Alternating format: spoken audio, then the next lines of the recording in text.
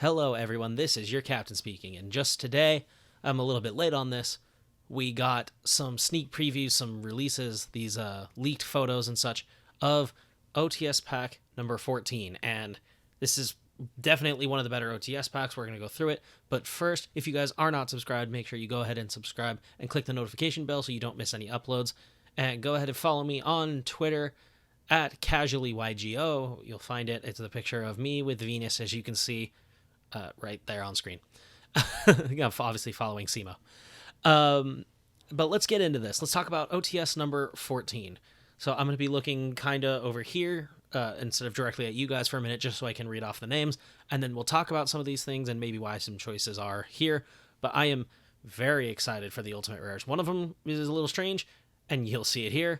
So let's go ahead and let's talk about the Ultimate Rares first. So Ultimate Rares being Nibiru, the Primal being Super Polymerization, and Toon Kingdom. Now, Super Poly Ultimate Rare is amazing. I expect Super Poly to look fantastic in Ultimate Rare. Nibiru is going to look amazing in Ultimate Rare. I mean, definitely is going to be one of the nicer looking Ultimate Rares that we've ever seen in this game. Toon Kingdom is a little strange to me. So tunes aren't really competitively relevant, and obviously the OTS packs are for those that are more competitively. They're in the more in the competitive avenue, and this is very strange. So we got a Toon Kingdom reprint a little bit ago. I don't know why we needed this Ultimate Rare. It's very nice for Toon players. I mean, playing your Toon deck with Ultimate Rare Toon Kingdoms is going to be fantastic for playing Toon. But for everybody else, like, this could be a Nibiru. This could be a Super Poly. And I think more competitive players are going to be kind of mad, in a way, getting Toon Kingdom. Maybe I could be wrong there, but I would much rather have an Ultimate Rare Nibiru than a Toon Kingdom, truthfully. So here we are on TCG Player. You can see Messenger Lotto here. Now, there is only one printing of Medolce Messenger Lotto, and I actually didn't know this. So I'm totally okay with Messenger Lotto being reprinted. I was looking at some of the prices, and you can see right here, Hootcake is in. It already does have two super rare printings, but I would even argue that this is better to reprint in terms of price. But Messenger Lotto only have one printing, people being able to get it more. I'm kind of okay with it. If you do have these super Hootcakes, then cool. But those are the only two, is the Lord of Tachyon Galaxy and the 2014 Megatons. It would be kind of cool. I mean, obviously, you're seeing the market price here is $8. The market price on this one is $15. But going for as low as $12.50 and then as low as $14. So this has not been helped by this news. Messenger Lotto, I'm totally okay with it. All the other ones are really cheap now. A lot of the Medolce stuff got reprinted. So anybody that wants to play Medolce, it's just making it even easier to play that deck. Parallel XC just came out. I think it's actually a super rare in. What is it? Anyway, it's a super rare in some set that just came out recently. I think, if I'm wrong, go ahead. It might even be a common, so this might actually be a rarity bump. But it was just in a recent set, so I'm totally okay with this. Sure, Parallel XC is a good card. It's seeing a little bit more play, so why not? Here, Super Quantum Red Layer, it hasn't been reprinted in quite a while, so I'm totally okay with them reprinting Super Quantum Red Layer. It's obviously very competitively relevant with Infernoble, probably being the third best deck of the format right now, maybe second, depending on who you ask.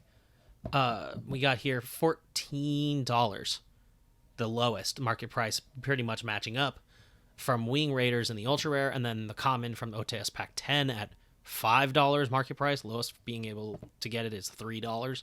So this one's okay. It being a kind of a rarity bump in a way, at least from I guess a budget competitive standpoint. Like, I'd be much more willing to get the super rare, I think, especially once they all get flooded into the market, and maybe this common goes down as well. Who knows?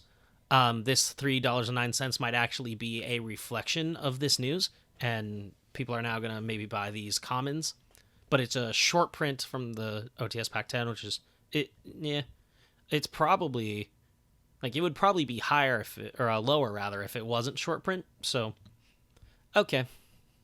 All right, so one I'm really, really happy about is Raid Raptor Force Strix. I love this card. It's a very good card. It's a fairly generic searcher, or at least as long as rank fours can be made.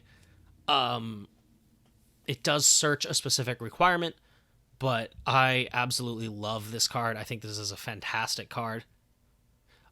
Just 2 level 4 monsters, and then you detach material, add a level 4 Dark Winged Beast.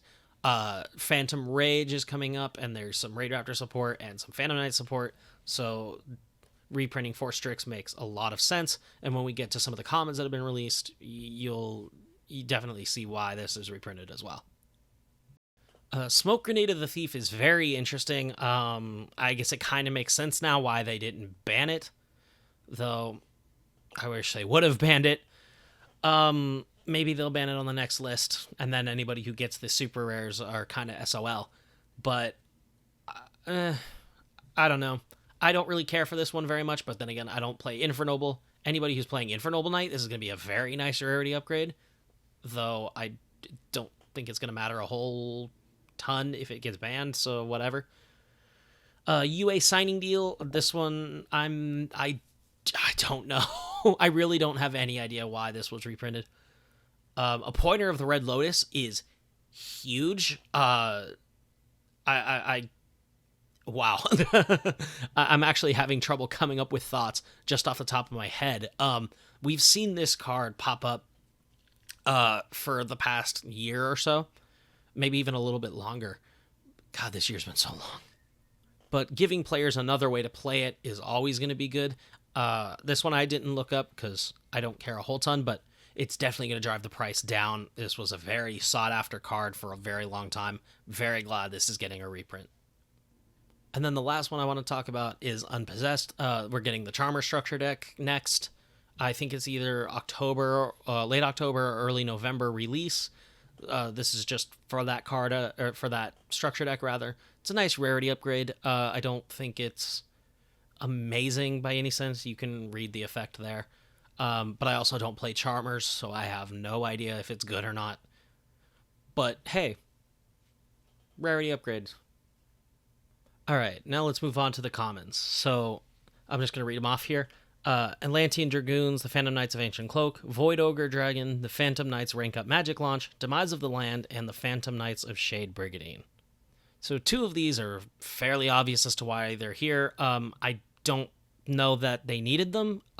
Ancient Cloak and Shade Brigandine, they're already in common printings. I have 2 of them in one of those drawers over there right now.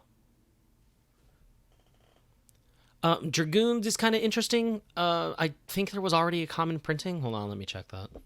Oh, never mind. I'm very wrong. Even in the structure deck, it came as super, and then it has an ultimate rare printing. I would love to have an ultimate rare Dragoons. But anyway, so yeah, this brings down the price of Dragoons a bit. It'll be a common, so it'll be really easy to come by. Cool. I'm totally okay with this then. I actually did not know it did not come common. I thought it came common. It's just so commonplace in the deck at 3 now, so I mean it was commonplace in the deck at 2. What in the world do I say during these videos sometimes? Void Ogre Dragon, I am okay. I mean, it's a level 8, it's a spell trap negator, I guess. I don't know why you would play it over something like Borreload Savage Dragon, although I guess I don't know, Savage is pretty expensive, so I guess there's merit. I mean, it's okay. It previously only came in a collection tin in 2012.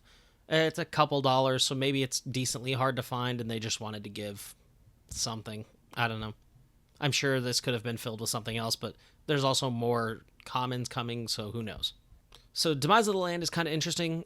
It's really not an expensive card. I don't know that any deck is really playing it a lot. Although, hold on. It might be expensive. Let me look. Yeah, okay. So heavily played at $2. We go down here a little bit. They're all around $5. So, okay. I mean, I guess for the pacifist players among us, hooray. And then the last one, which I deliberately avoided because I don't want it to be legal at all, Phantom Knights Rank Up Magic Launch. Now, right now, it doesn't see a whole ton of play. I thought it was going to be a massive thing in Orchis. Orchis has kind of dropped it. But the card is still very, very good. I don't know. Dingirsu going up into Calamities seems very good, but I don't know. I guess the player base doesn't think so. I still think this card is far too good, in my opinion. But I mean, it has a common printing. Again, I have one in one of those drawers there. So, okay. I mean, it's more Phantom Rage stuff. Let's be honest here. That's the next big set. So, they're just setting us up for Phantom Rage. Just as this says here, getting you ready for Phantom Rage. When more commons are released, I'll do an update to this. But, I mean, that's really going to be it. There's not a whole ton to talk about. I definitely think this is a good set. Minus a couple small things, but most of the super rares are solid. A lot of the commons are solid. 2 of the 3 ultimate rares are very good, which, let's be honest, a few of the last OTS packs have kind of been lacking in the ultimate rare department, so it could definitely be worse. And that ends my discussion, my thoughts on the OTS Pack 14 leaks. Let me know what you guys think down in the description below. Go ahead, like, comment, subscribe, all that YouTube stuff. Go ahead and get subscribed for sure. I'm really trying to get this channel off the ground. But there'll be a video coming up explaining kind of why I'm having a little bit of trouble, and I actually think it's good to talk about these things. Maybe it'll catch on and somebody will see it and empathize or sympathize with me. And I guess we'll see. But until then, guys, I'll see you in the next one. This is your captain signing off.